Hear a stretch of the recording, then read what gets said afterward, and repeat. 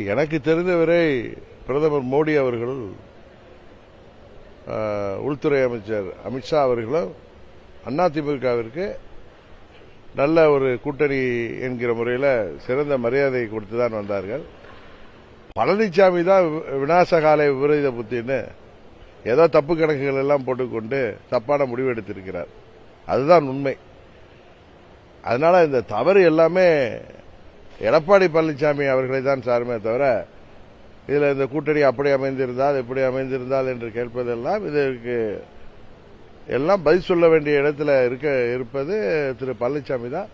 அவங்க தான் என்டிஏ கூட்டணியில் வந்தால் இன்னும் அவர்களுக்கு எதிர்காலம் இருக்காது, இன்னும் தமிழ்நாட்டு மக்கள் புறக்கணித்து விடுவார்கள், ஏதோ வெற்றி பெறப் போவதை பிஜேபி தான் தடுத்து வருகிறது, திரு அண்ணாமலை தான் தடுக்கிறார் அப்படி என்றெல்லாம் அவர்கள் தப்பான ஒரு கருத்துக்களை மக்கள் மத்தியில் பரப்பி வந்தார்கள்.